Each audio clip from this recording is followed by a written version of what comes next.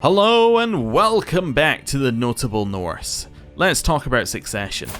We have 4 sons currently, with potential for more to be on the way, and we need to figure out just how we want them to inherit lands. Currently, the main bit of land goes to Tolier, and he would be the character we play. Tolier is terrible. We have to either forge him into something good through force, or we need to get rid of him. Now, we can get rid of him in multiple ways. We could get rid of him by disinheriting him, but it's a pretty drastic way to get rid of him. Also, we cannot currently do it as we don't have enough renown. And we actually want to keep some renown because it allows us to do some different things on this character. So if I go into our house and have a look at our legacies, you'll see that we have different legacies to what you would have on a Christian character, for example. We have the option of pillaging, so we can go and get some extra prowess and naval speed. We can get some extra army loot capacity. These are really good things. Gold from ransoms is also fantastic. Enemy casualties is a great one to have in battle. It basically means that you're going to, if you're in a tough war where you've got almost equal numbers, it's just going to be an edge over for you there. Also, gain gold from battles, 5 gold per 100 fatal casualties. That's a very interesting proposition there. Then no quarter daily siege progress. Like, all of this is just absolutely fantastic. And then you get adventure as well, which is another new one. I believe the ones that you would get otherwise are like these ones in here, like warfare to glory. Although, like, I think kin is also. Oh no, kin is a base one as well. I'm trying to figure out what the other new one is. Maybe there isn't another new one. Maybe you just get warfare to kin usually, but usually it fits on one page. Anyway, doesn't really matter. But like Wanderlust is new, and we can send people to the Varangian Guard. We can make gifts cost less, which is fantastic if we want to go diplomacy thing. Like if we want to go a diplomacy route. Got extra faith opinion. You got hostile scheme success chance lowering and movement speed increases and supply duration. Like all of these are good. Decentralized rule. What's this one? So you can befriend scheme on vassals. So that's the thing that you can get in diplomacy already. But each of your friend relations gives you 3 vassal opinion, 2 popular opinion, and 1% vassal tax contribution. But it only stacks 5 times. But still, it's 5% tax plus, like, what was that? 15 opinion. That's pretty good, right? A lot of this is pretty good. And if we're spending it disinheriting our son, we really want to make sure we're spending it on good stuff. So we could do it that way. The other way is just putting him in situations where he's likely to die. I mean, he already has low health. If he becomes wounded, there's a chance he just dies, like, straight away. So that's something we could do. So basically what I'm saying is we want to throw him into dangerous situations. The other thing, which having a lot of sons means, is that there's not really an awful lot of incentive to conquer if we want to give land to our main son. Like, if that's our main deal, say we keep Tolier and we want to make him stronger. To get any land to Tolier, we have to conquer a minimum of 2 counties. Because the first one will go down here to Haraldr, and if we conquer a second one, it will go to him.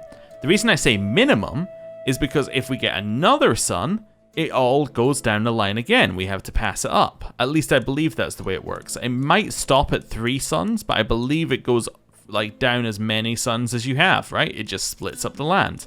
In fact, we could read it here as well.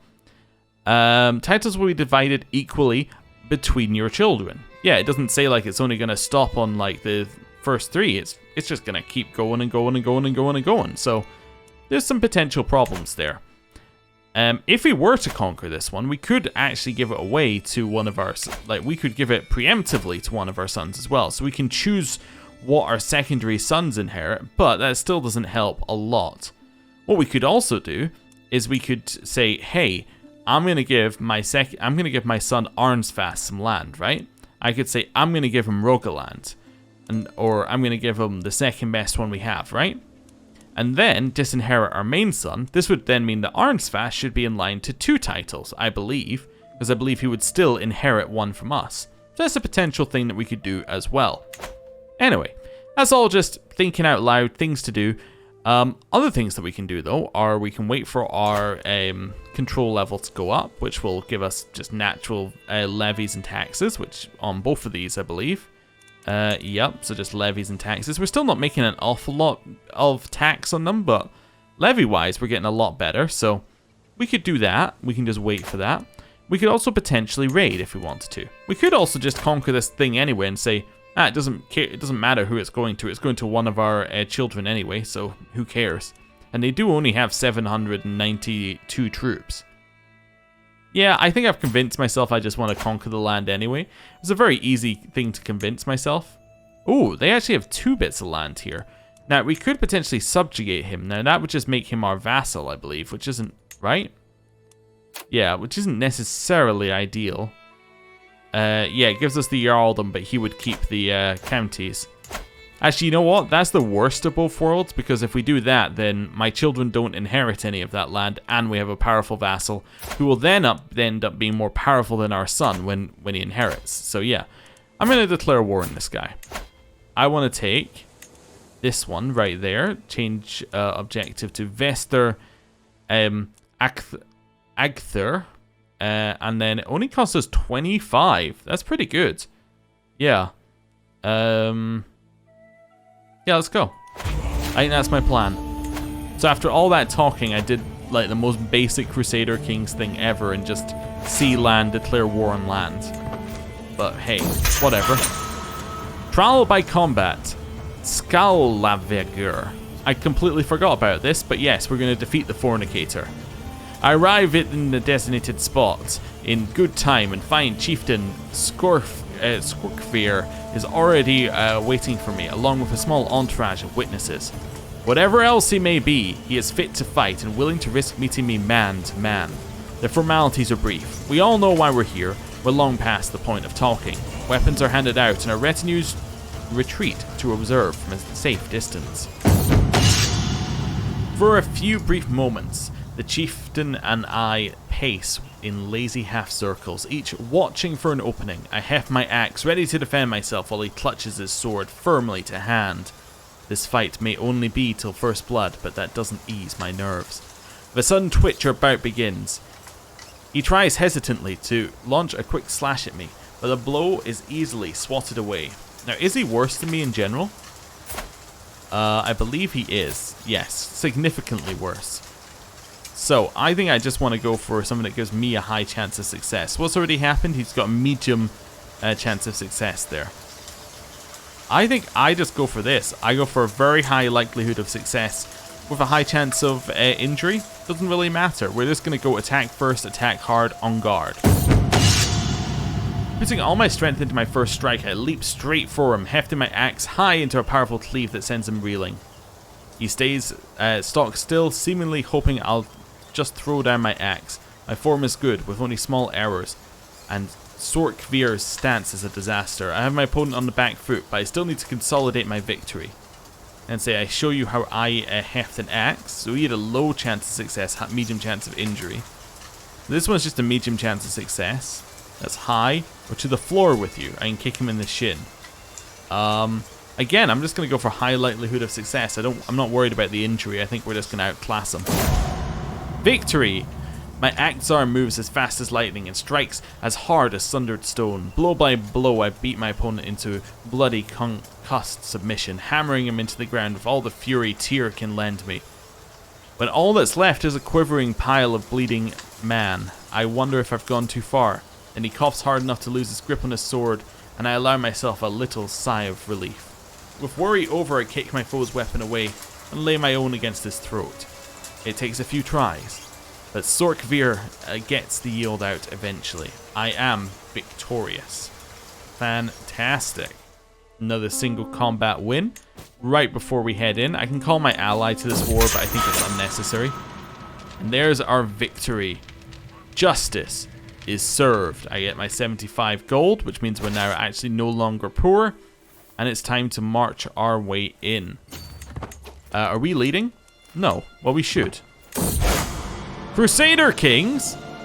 Well, didn't think they would be in this game. The very heartlands of Western Christianity are under siege by infidels. Desperate Christian lords have persuaded His Holiness Pope Alexander to declare his intention of forging a righteous alliance to expel the heathens in the name of St. George. This could be the beginning of unprecedented Christian aggression. So Tyr, protect us. He's also a seducer, possessed, and a fornicator. At 26, and he's the Pope. That is some impressive stuff, my man. So they now have access to Crusades. What triggered that, out of curiosity? Because usually that's triggered by something like somebody's in a wrong faith somewhere. It might be these guys, but I think they start there. I'm trying to figure out where exactly this thing triggered. It's usually like someone big over here triggers it. Ah, there you go. It's Jarl Ragnar. He has taken over West Franconia. That, I suspect, is the issue. Because I think that there's a holy site in here that triggers it. So if I check Catholic holy site, oh no, it's over here. So it's a little bit further to the west, but I think it still counts. I think there's still a county in here that counts towards that. I'm assuming they didn't have it at the start. Can I check West Franconia? So he inherited. So it was created by Jarl Heistein, or Heistein. Yeah, so it was Catholic, and then he this guy destroyed it, and it was created by this other one. Okay, that was on 873. What's the date right now? So that was 4 years ago that this guy inherited it. Unless this is the start of the game stuff, but I don't think it was, right? No, this is all pre-built. Don't know what that is. Then Ludwig had it. Yeah, so Ludwig had it in 865, which I think was our start date. Oh, you know what? I can tell what our start date was because it will show... that's the wrong one. But 877 is when I created that, which is fair enough. Rogaland. There we are. So we inherited in 867. Yeah. So 867, this land should have been held by this guy. Yeah. Okay, so it was a Catholic land. This guy then took it over. Okay. Which then means that that's what triggered the Crusade. I'm almost certain of it. I don't think this land counts because I think this was there at the start of the game. Yeah, I'm fairly certain that's what triggered the Crusade. Okay, cool. I might be wrong. They might have changed the triggers. I think I'm going off of the CK2 triggers, but I'm fairly certain that's right. That it's like if land is conquered by a non-Christian, then the Crusades can happen. It might even be specifically Catholic, but I think it's Christian, because I think heresies are fine and don't tend to trigger Crusades, but maybe they do. I don't know. Anyway. Doesn't really matter. The fact is they're there and they're going to declare a crusade on Jerusalem because they always declare a crusade on Jerusalem. I think it's just weighted higher. Where are you going? I'm kind of curious where that boat's going. Yeah. What? No? Why would I in any way let you do that? I have a daughter named Yrsa. Fantastic. My hook on Sif will soon expire. What can I do with my hook? Nothing. Alright, cool. Explains why I haven't used it yet. Chase him down. We chase him in here. My hook expired. I mean, shame, really. My son here is actually very good at fighting. Let's make Sif educate him. Seems good. We will catch up with this army. Wonderful. Destroy them. I mean, it's not even close. We absolutely annihilate them. Yeah. And now we'll retreat. They're going to retreat back here or something like that, right? Because they'll retreat to their own territory. Oh, they retreated onto boats. I see. Our levy desertion because of my marshal. It doesn't really affect us because we already have our levies raised. Freya needs an educator. Yeah, I mean, this is fine. You can have a learning education. Let's get you educated by... Yeah, I mean, that's not going to be confusing. Freya will educate Freya. That seems completely non-confusing at all. Right, go to the... go down here to the Wargle. And just siege it. My son and heir, Tolier, has been impressed with one of the household champions for a very long time. After finally meeting in person, he has been repeating the warrior's words to himself. Greatness comes in time. Be there to grasp it when it does. So you can be patient. generous, or diligent. Diligent's pretty good. Patient is... it's okay. It used to be better in CK2. Generous is bad because it lowers your monthly income. Yeah, I think that we're going to make you diligent. Yeah, that's okay. Wounded, healing. My injuries are slowly getting better and the pain is no longer my constant companion. I'm still weakened, but today I'm capable of many things that were impossible just a moon ago. Fantastic, I'm no longer severely injured. I'm now wounded. Wait, we won that fight while being severely injured? That is amazing. Okay, we have 8 months left on this siege. Do we have a better siege leader? Not really. We do have another person we could make a leader if we wanted to pay some money for him, and I think I will. Because I don't believe... yeah, I wasn't capped on champions, so that's good. I could leave men to siege as well. There's only 250 needed to siege. We could definitely leave 250 and head off. Wait, back to here. Station besiegers. So we've left 600 behind to siege. You can lead them. We are then going to solely take ourselves up here. Yeah, we'll pay the 2 gold for the quick route up. That's fine. We have a dangerous faction of a peasants' rabble. I mean, so... it really does not affect me in the slightest. I'm happy to attack in here. We will get the defending in mountains bonus. The opponent is recently disembarked as the only benefit they get. We're also higher quality and have more troops. We killed their commander in battle, which is nice. Which I think was also their leader. Wait, I'm fairly certain it said we killed them. Maybe I'm wrong.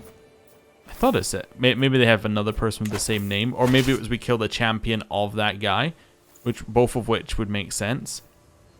I'm going to head down here. Just so we're with them. We'll pay the gold again. To follow in. You want to attack? We'll wait for you to be locked. We'll join the attack. Nice. We'll take the army that... wait, how many we need? That's fine. Yeah, they only have 1 defender. Cool. I'm going to take this army and send them to the capital. We will take a bit of attrition, but that's okay. They're suiciding into us, which is fine. We have now won that siege. Why are we at 1% off? We're capped on battle war score. Oh, interesting. So we would get war score from having the ticking war score. That's okay. Yeah. Do we have any prisoners we want to get rid of before we do this? Sif needs an educator. She's going to do martial stuff, so she can be educated by my new champion. Let's have a look. What prisoners did we get? We didn't get any prisoners. Well, I'm going to siege their capital then. I mean, why would I not? We might as well try and get a prisoner.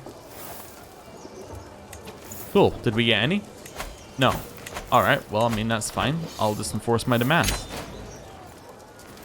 To the evil Jarl. Oh, yeah. See, he did die. Wait. He died of internal injuries. Oh, maybe the guy was just wounded. That would explain it. May your years be short and miserable. You're a much greater foe than I imagined. In order to put an end to this bloodshed, I will comply with your demands, says the 5-year-old. So be it. Right, we'll disband all of our troops right now. We've got a little bit of extra land. We need to give it away because we're way over our domain limit. Let's give that new bit of land to my youngest son, Haralder. I am going to grant you the new bit of land. Let me just check that that is the only bit of land I'm giving away. Yes, he will like me for it. Cool. We've sent him away. That's fine. He is my vassal. That tends to work out. I mean, I could have waited for one to become an adult and then give it to them, but the next one up would be Arnsfast, because I can't give any land to Tolier, so it'll take a while. What's my truce like with you, mate? My truce is 5 years. Okay, so 888. Fair enough. We could then expand over here if we want to get some more lands, and that would then mean that land would pass to our heir. He, however, has a collection of alliances. He himself is pathetically weak.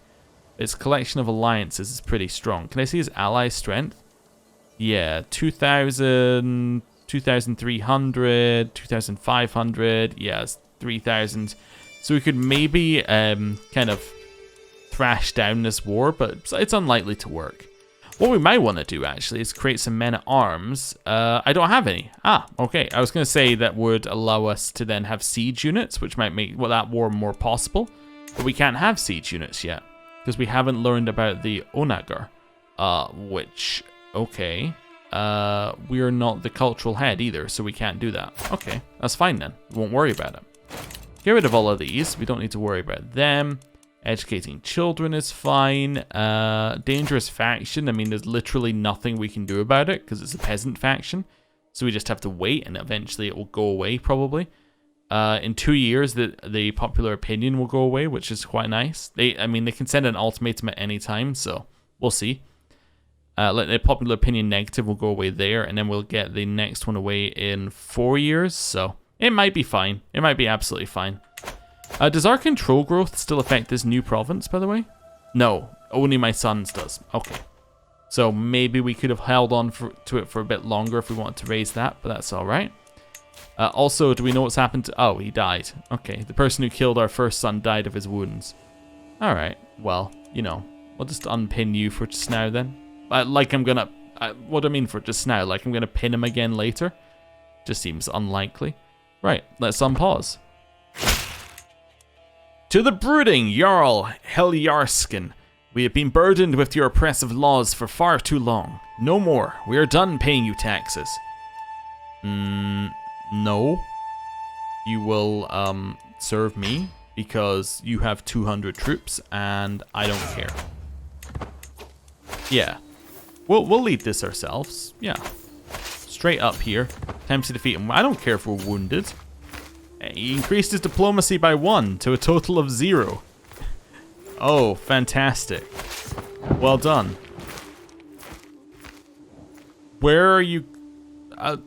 how is this even an option for you? This is one of the problems with boats. It's like, how is this an option for you? Surely a peasant rabble should not have boats, especially when they started inland. Well, I guess technically this one does actually have a sea tile and it is a major river, but still, my point stands, like, they shouldn't have boats. In the name of the divine, following the death sentence of a lowly thief, I asked my son and heir Tolier what he thought. He expressed doubts on whether any god could want a realm to be ruled by such harsh law. Well, we could teach him moderation, which would give him a health boost, which isn't really what I'm looking for. We make him just, or we could say, do not expect to see Odin's justice. I think I'm going to make him just. Sure. I don't care that I got a little bit of stress from that. Why must I always do everything myself? How can I be expected to rule over Gulathingthlog when half of my servants are incapable of following my orders and the other half do not even understand them? Hey, you know what? Odin, I need a drink. We're going to become a drunkard. It is a traditional way of dying for our characters, so that seems good. Hey, the drink cured my wounds. Beer is full of mystical properties you've never seen before. I'm not going to call him my ally to this war. How pathetic do we want to look? Inspired moderation. Following the same death sentence, I asked what my son Tyr thought. He claimed that he had learned a lesson about not reaching for more than one could handle. Temperate, just, or cynical. Again, those are my options. You know what? I'm going to make you just. Again, I don't think we will get a double hit on that because we just had a trigger. We could increase our number of knights. We don't quite have enough yet. I mean, we could... I'm going to recruit this guy now that I've seen he exists, but... Yeah, I mean, I guess that would allow us to have one more knight there, or one more champion, which is pretty good. I still think this side, though, is completely useless to us. I don't really care about marriage acceptance for ourselves, because, I mean, what are we going to do with that? This whole side is useless, so the only thing here is Kingsguard. Get Parthian tactics, which is just bad, because we don't use cavalry. Organized march is pretty good. I do like the movement speed, yeah. Engineered for destruction. The siege weapon effectiveness, actually bad, because we don't have siege weapons yet. Raid speed is interesting, but you have to take engineered for destruction first. The naval speed is useful, the siege weapon is not. Organized march is okay, hit and run is okay, but yeah, the problem effectively is that this one's bad, mostly. Sappers is good. I mean, the nice thing about naval speed, though, is it does mean that going to Britain doesn't cost us as much time. So we haven't to find anything that isn't actually... like if we find something that is unsieged and weak enough for us to take, we could potentially go with that. Increased control and county gain would only matter if I had that on. Control territory defender advantage. We do actually end up fighting in our own land quite a lot, because we have a lot of people who just boat to us. You know what? I'm going to take that. Yeah. A man's home. Right. And we'll immediately get a benefit from it because we're about to attack in. Let's go. We have utterly destroyed them. 100% war score. We will enforce our demands. We imprison their leader. And let's see what we can do with them. You know what? He seems good enough. He seems like somebody who we could definitely recruit. Why can I not recruit him? Negotiate release. There we go. Recruit. I was looking for it in the options, but that's not how you do it. Yeah, he loses some opinion of me, but hey. He's going to say yes. Okumon de Othroli has now decided to join me. And he's actually a relatively good fighter. He might end up being one of the... Yeah, I mean, he's good enough that he's going to end up being one of my 7 champions. That is fantastic. We're currently being raided. No. Please take the boat route because it's quicker. Yeah, we'll pay the 3 gold to avoid being raided. Bjorg, you're going to have a stewardship education. You're going to be educated by theory. Cool. Go. We need to catch them before they can leave. We are going to catch them. We're going to keep our loot. Aha, we got our 18 loot back, and we got 9 prestige from that. Perfect. I can now, in theory... Oh, I can't disband them because we were recently raided. Yeah, because we were just in a fight and being raided. Okay. That's fine. I can disband them if I do that, though. It's just because this is here, so we're still hostile to someone. Okay. I think that was a relatively successful episode. We took some land at the bottom. We've got a bunch of land here. We have troops that are still going up. Our control levels in our counties are still rising. This one's all the way up at 40. Actually, this one took a drop because we took a minus 25 when the peasant rabble rose up. But the unpopular opinion's going to disappear. And then that will start flying. We got 40 here, which means we're now making a tiny bit of tax. It's interesting. We got looted. We got the loot back, but it doesn't go back into the loot bar. Interesting. So I guess it's to stop you killing raiders and them coming right back again. That's kind of intriguing, yeah. We should also probably raid these guys at some point because we did actually destroy them. You know what? I'm going to do that before I end the episode because it's that obvious a thing to do. Yeah, let's just do it. Because, I mean, why wouldn't we? It's absolutely just free land. Or free stuff. Wait, we can't raid? You can't raid while you're at truce. I see, we've learned. If Hilda has come of age, well, that is our first problem for next time. She is a brilliant strategist, which is fantastic. If I wait a second, she has 15 martial. Oh, I think we want to keep her in our court and get a matrilineal marriage, but that is a problem for next time. Thank you for watching. I will see you then. Goodbye.